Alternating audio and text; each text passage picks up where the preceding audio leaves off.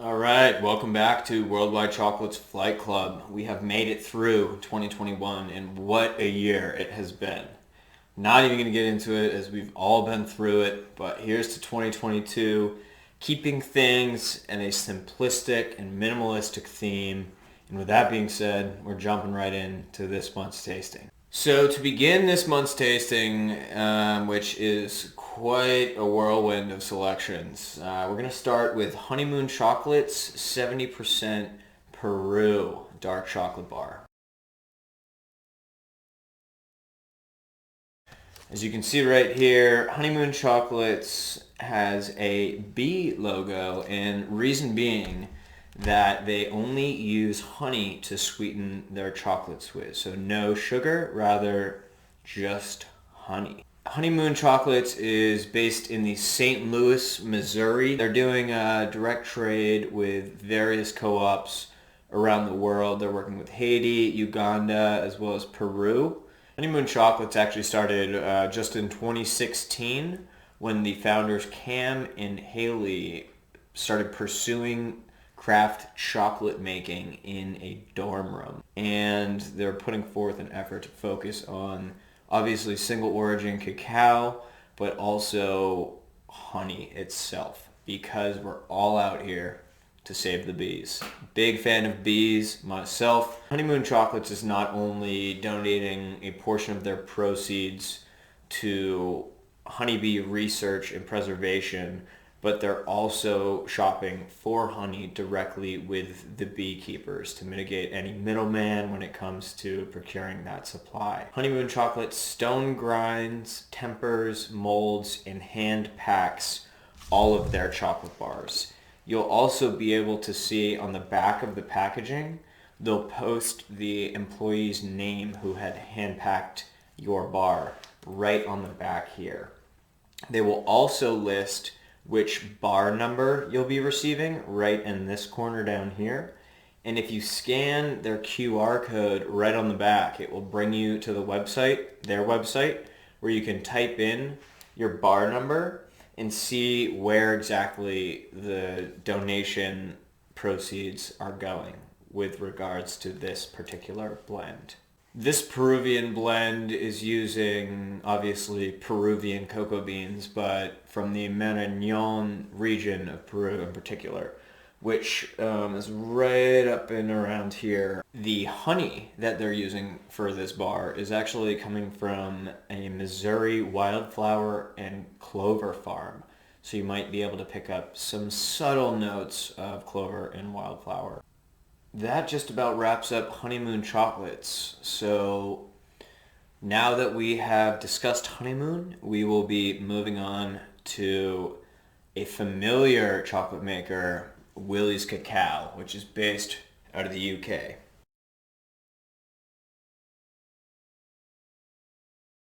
In a previous month's Flight Club package, you have received a Willys Cacao chocolate bar as well as some Medellin Colombia drinking chocolate. Although this month we have changed things up a little bit. We did also include some Willys flavor maps that give you a better sense as to identifying flavor profiles of different blends.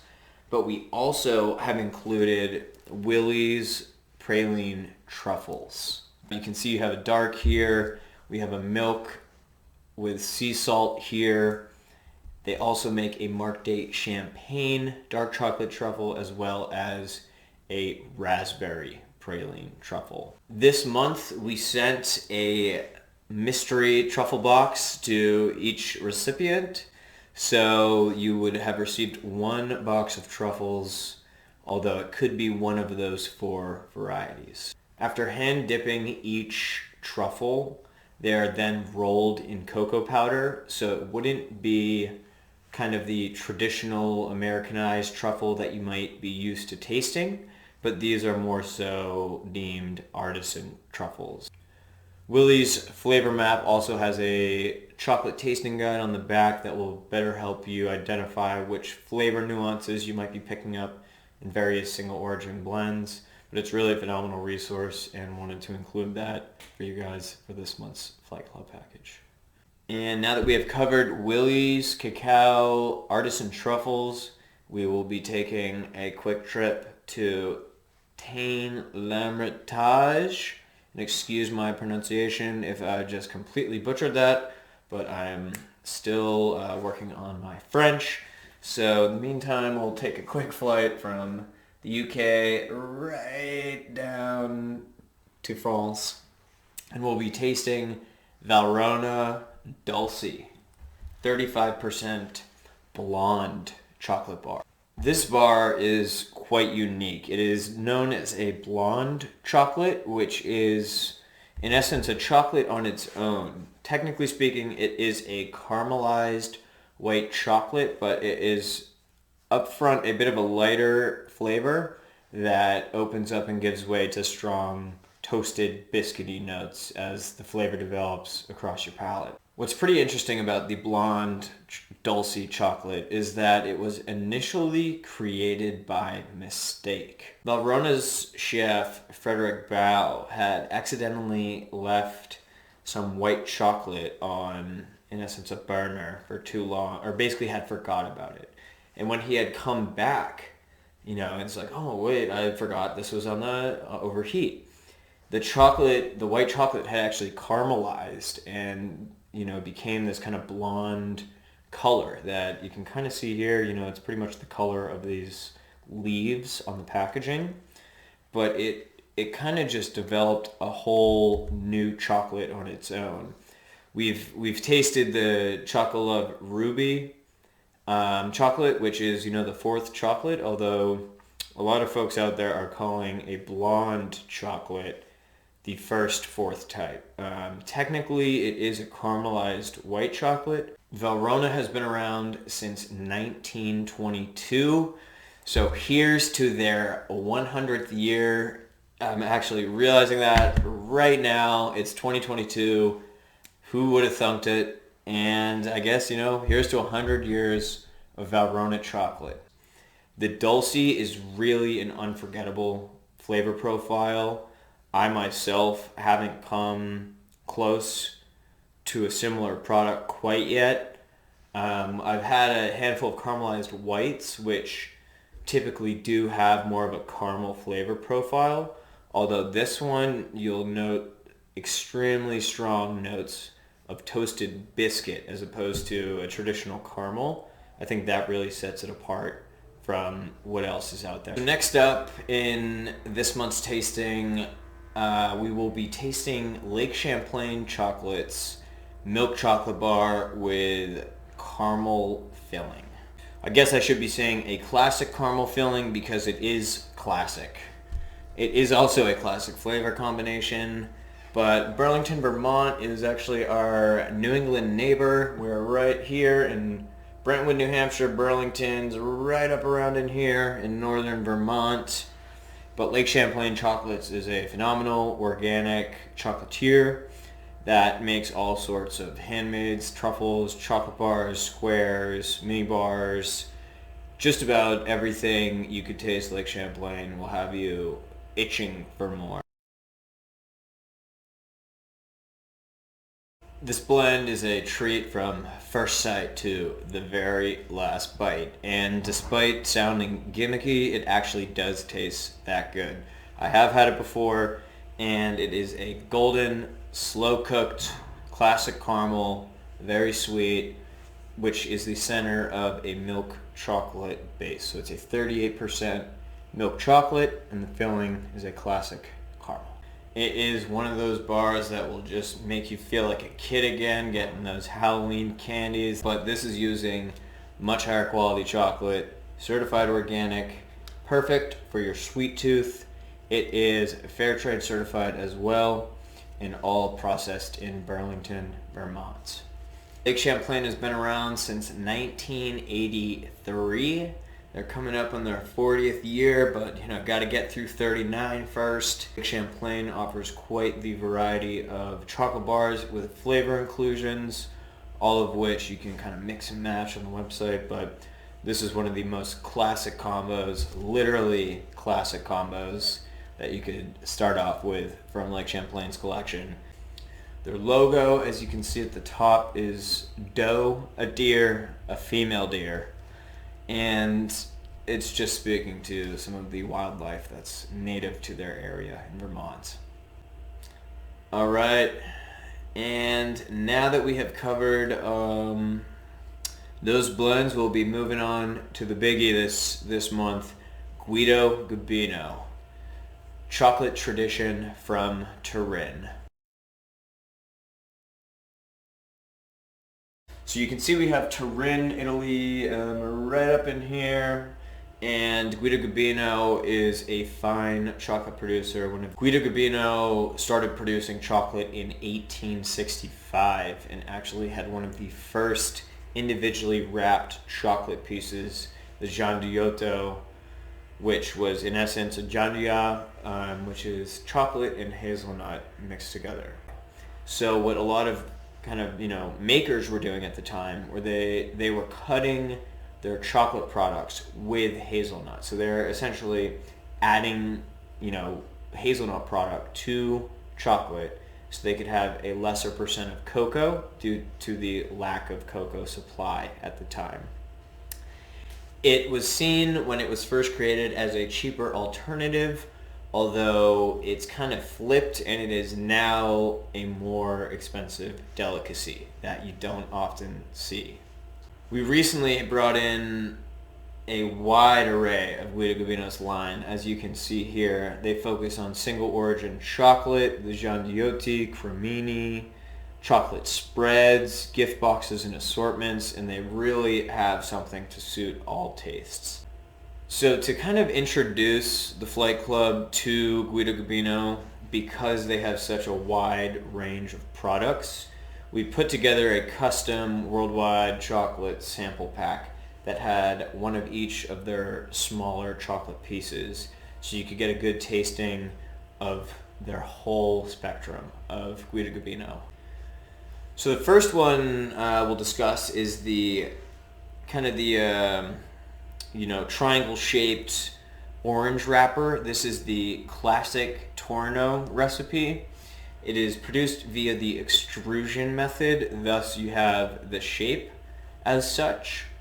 And it is their original recipe of the gianduioto, although the Torno itself is in essence a smaller version of the gianduiotti. So it's the same recipe, just this is a 5-gram version, whereas the gianduioto is a 10-gram. The Torno Maximo is actually the first ever gianduia recipe. You'll be able to see, they are all labeled on the wrappers, which is which. This one has a, silver-esque packaging style, and it is the original gianduia recipe from GuidoGabino. The Maximo Plus 39 has a higher percentage of hazelnuts in it. It is at a 39% hazelnut composition. It is a different formula. Slightly different, just a little more hazelnut in this than you would in the classic, or rather the Torino Maximo. The Torno number 10 is the white wrapped triangle shaped product. This is the dark chocolate version of the Torno, so there's not any added milk in it. So this one is the dark version of the Torno. And finally, we have the new and 5th Torno from GuidoGabino, the Bianco.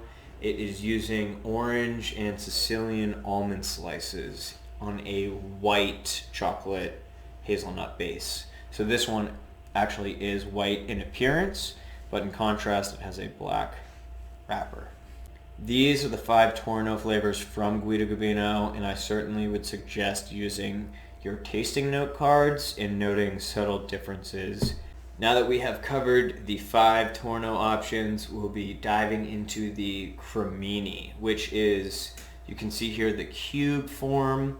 Cremini chocolates were widely available throughout the 19th century in Europe, and you'll tend to see them more from Italian chocolate makers more than anything. So to begin, I will start with the silver wrapped cremini. This is the sea salt cremino. This cremini has olive oil from Liguria, as well as, obviously sea salt. It's integral sea salt, but this is the only one of their creminis that does not have the layered format. Rather, this is kind of a consistent piece of gianduja chocolate. Next up, we have the classic cremini, which is the orange wrap cube. This is a classic gianduja with a white hazelnut cream in the middle layer. We then have the dark cremino, which is in the dark purple wrapper. This one has 2 layers of gianduja with a dark chocolate center layer. And finishing up this collection, we have the caramel cremino.